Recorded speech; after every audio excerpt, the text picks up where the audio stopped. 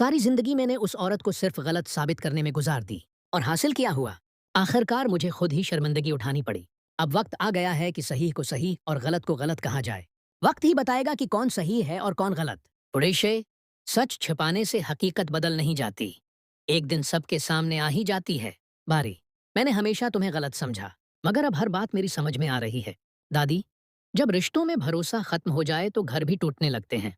अलीजे, तुम सबने सिर्फ अपनी अना देखी, कभी किसी के दिल का हाल जानने की कोशिश नहीं की। बारी के वालिद, मुझे अफसोस है कि मैंने फैसले गुस्से में किए।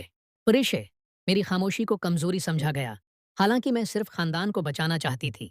अलीजे की सास, हर सच वक्त पर सामने आता है, चाहे कोई लाख छिपाने की कोशिश करे। बारी, अब मैं किसी को तुम्हारे खिलाफ एक लफ्ज भी नहीं कहने दूंगा।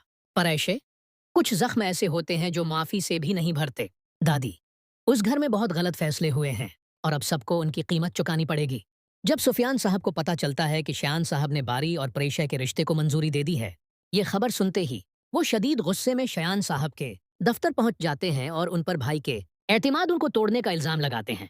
शयान साहब निहायत पुरस्कून अंदाज में जवाब देते हैं कि वो अब बारी पर कोई फैसला मुसल्लत नहीं करेंगे, क्योंकि उन्हें अपनी पुरानी गलतियों का एहसास हो चुका है।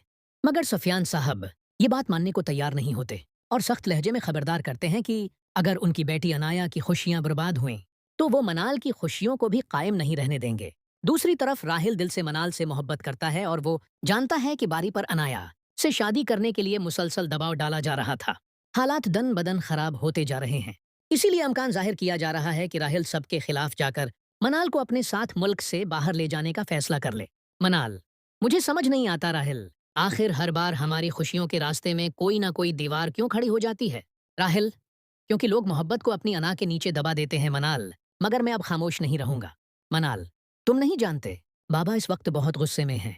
अगर उन्हें हमारे बारे में पता चल गया तो सब कुछ खत्म हो जाएगा। राहिल, मैं सब जानता हूँ, मगर मैं ये भी जानता हूँ कि अगर आज मैंने तुम्हारा साथ छोड़ दिया तो सारी जिंदगी खुद को माफ नहीं कर सकूंगा। मनाल, लेकिन घर वाले कभी हमारी बात नहीं मानेंगे, उनके लिए सिर्फ अपनी जद्द अहम है। राहिल, फिर हमें अपनी खुशियों का फैसला खुद करना होगा।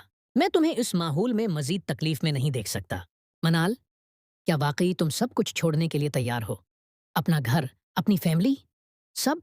राहिल, अगर बात तुम्हारी हो तो हाँ, क्योंकि मेरे लिए तुम किसी भी रिश्ते से बढ़कर हो। इसी दौरान सुफियान साहब गुस्से में घर वापस आते हैं। सुफियान साहब, आज के बाद उस घर में कोई भी बारी और प्रेशे के रिश्ते का नाम नहीं लेगा। अनाया खामोश खड़ी आंसू रोकती रहती है। अनाया, बाबा, अगर किसी को जबरदस्ती अपने साथ रखा जाए तो वो रिश्ता कभी खुशी नहीं दे सकता। सुफियान साहब, बस, मुझे किसी की नसीहत नहीं चाहिए, मैं सिर्फ अपनी बेटी की खुशियां देख रहा हूँ। शान साहब दूसरी तरफ गहरी सोच में डूबे हुए कहते हैं, शयान साहब, शायद हमने बच्चों की जिंदगियां अपने फैसलों से बहुत मुश्किल बना दी हैं। अब वक्त आ गया है कि उन्हें अपनी जिंदगी खुद चुनने दी जाए।